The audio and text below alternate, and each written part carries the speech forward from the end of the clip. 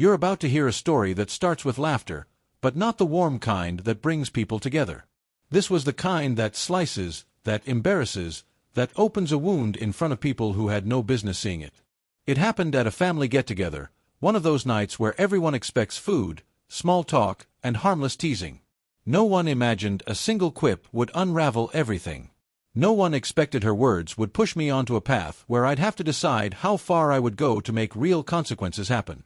We'd been together nearly 5 years. We weren't just lovers, we were partners. I believed we'd built trust, a home, and plans for the future. She fit into my family like she'd always belonged.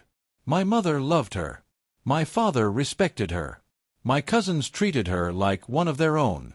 Whenever she came to family events, she moved through the room like she already was my wife. That night seemed the same, until dessert, when people relaxed and the drinks started to loosen tongues. It began with a joke, someone ribbing me about how faithful I was, about never looking elsewhere. I laughed along. Then she spoke. She leaned back, toyed with her wineglass, and with a smirk said, "Maybe I cheat on him just to keep things interesting." The table froze. A few nervous chuckles, waiting for the punchline. There wasn't one. She kept going. "Come on, don't act so surprised," she said, laughing. "Sometimes you need to test whether your man really loves you." My stomach dropped. My cousins stared. My mother's hand stopped halfway to her mouth. My father cleared his throat. I forced a laugh and tried to let it pass, but inside I was on fire. She thought it was funny, turning me into the target, treating humiliation like entertainment. Back home I asked her plainly if any of it was true. She rolled her eyes. "Relax. It was a joke." "You're too sensitive," she scoffed. "Honestly, you should be proud. If people believe it, it means I'm desirable." She smiled like she'd won, like making me the butt of a cruel joke was a sport. I couldn't sleep that night. I replayed the looks on my family's faces, the sting of being mocked in front of my blood. Maybe she'd been joking. Maybe not. What stuck with me was her follow-up, the utter disrespect, the brazen arrogance. That's when I made a decision. If she treated betrayal like a game, I'd show her what consequences looked like. The next day, I started watching. She thought she was clever, but patterns reveal themselves. She started hiding her phone, texting with it angled away from me. She began working longer hours, coming home with weak explanations. I didn't confront her yet. I stayed the supportive partner, calm, loving, unruffled, because I wanted her to believe I'd swallowed the joke and wouldn't question it. Over weeks things added up.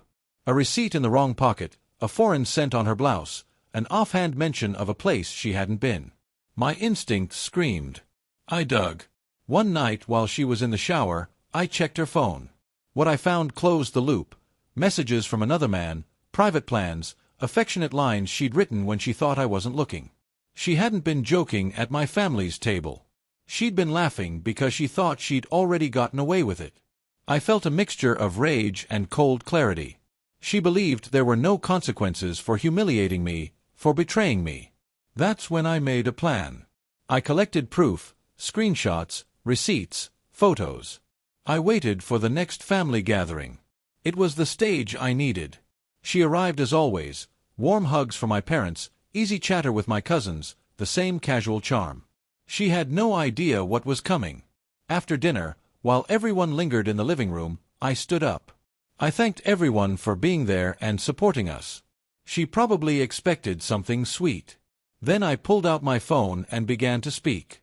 I read her messages out loud. Every deceit, every secret plan. The room fell silent as she stammered and tried to explain. I didn't let her off. I displayed the photos, the receipts, the evidence. My family watched as her composed act fell apart. Then I said what I'd rehearsed. You thought it was funny to humiliate me and joke about cheating at my family's table. Tonight you get to see what real consequences are. She collapsed into tears, begging me to stop, but I didn't. I made sure everyone in that room knew the truth. When it was finished, I told her to leave. She walked out that night not as one of the family, but as someone exposed to the people who once admired her. This wasn't mere revenge. It was about regaining respect and ensuring she could never use humiliation as a weapon against me again. The very embarrassment she'd used on me became the thing that destroyed her standing with my family. The lesson I learned was brutal but clear. Betrayal may be a joke to some, but consequences arrive. They don't always come fast, but when they do, they hit harder than anyone expects. She thought I was weak, too forgiving, blind. What she didn't understand until it was too late was that silence can be preparation. And when the right moment comes, silence becomes the loudest consequence of all.